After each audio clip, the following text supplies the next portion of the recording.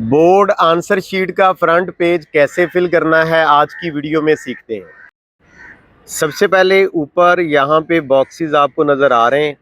तो गालबन आप लोगों का पेपर जो है वो 27 मार्च को होगा, तो मैंने यहाँ पे डेट जो है वो इस तरह लिख दी है।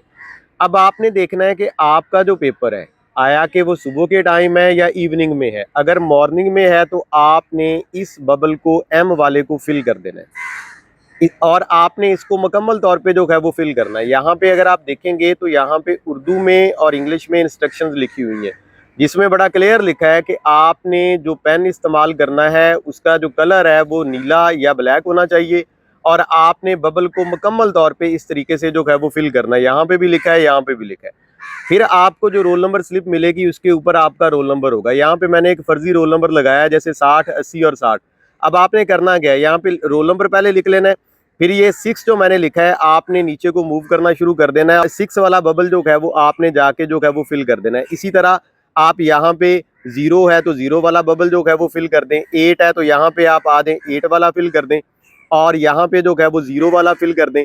फिर आगे दोबारा 6 है तो आप 6 वाला कर दें और यहाँ पे जो है आप जो है वो 0 वाला दोबारा जो है वो फिल कर दें। इसके बाद आपने जो है वो पेपर कोड लिखना है। ये कहाँ से आपको मिलेगा, जो ऑब्जेक्टिव पेपर आपको दिया जाएगा। वो 4 तरह के होते हैं, ABCD, सबका कोड जो है वो डिफरेंट होता है। अब हम फर्ज कर लेते हैं कि उसका कोड जो है वो 4020 है, तो आपने बिल्कुल इसी तरह जैसे रोल नंबर में बबल फिल किए हैं तो यहाँ पे भी आपने जो है वो बबल फिल करने हैं। ये जैसे ये 0 है तो इसके नीचे 0 वाला बबल फिल कर दें। ये 2 है तो इसके नीचे आप 2 वाला बबल फिल कर दें। ये 0 है तो ये इस तरह आपने फिल करना है। फिर यहाँ पे दोबारा एक आपको बॉक्स मिल जाएगा, उसके ऊपर डेट लिखा हुआ है। आपने दोबारा जो है वो यहाँ पे डेट लिखनी। अब सवाल ये पैदा होता है कि आप मैट्रिक के पेपर दे रहे हैं या इंटर के, मतलब आप 9, 10th के पेपर दे रहे हैं या फर्स्ट ईयर, सेकंड ईयर के। अगर आप मैट्रिक के पेपर दे रहे हैं तो एम वाले बबल को मुकम्मल तौर पे फिल कर दें।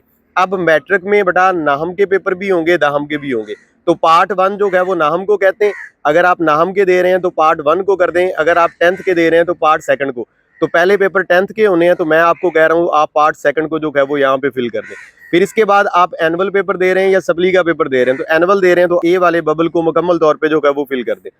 फिर दोबारा आ गया आपका पेपर मॉर्निंग में है, इवनिंग में है, तो हमने पहले क्या किया था, मॉर्निंग में दे रहे थे तो हमने दोबारा इस बबल को जो है वो फिल कर दिया।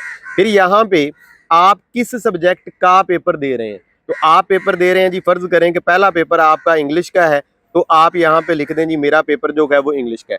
फिर यहाँ पे देखा जाए तो आपने अपना नेम लिखना है, तो ये मैंने अपना जो है वो यहाँ पे नेम लिख दिया। फिर फादर नेम आपने भी इस तरह लिख देना है। फिर यहाँ पे जो है वो रोल नंबर आप जो है वो वर्ड्स में लिखेंगे, तो ये मैंने ऊपर जो रोल नंबर लिखा था उसकी वर्डिंग बना के मैंने जो है वो यहाँ पे लिख दिया। नीचे जो है वो सिग्नेचर आ गए, ये आपने जो है वो फिल नहीं करना, ये आपके डेप्टी सुप्रीडेंट जो है वो इसको जो है वो फिल करेंगे। अब कुछ बोर्ड की शीट में सिर्फ एक कॉलम का फर्क है। वो फर्क क्या है, मैं यहाँ पे आपको एक सैंपल शीट और मेरे पास बड़ी थी, उसमें जहाँ पे आपने लिखा है ना रोल नंबर इन वर्ड्स, उसके साथ होगा रोल नंबर इन डिजिट्स। अब मेरा रोल नंबर यहाँ पे क्या था, 60, 80 और 60।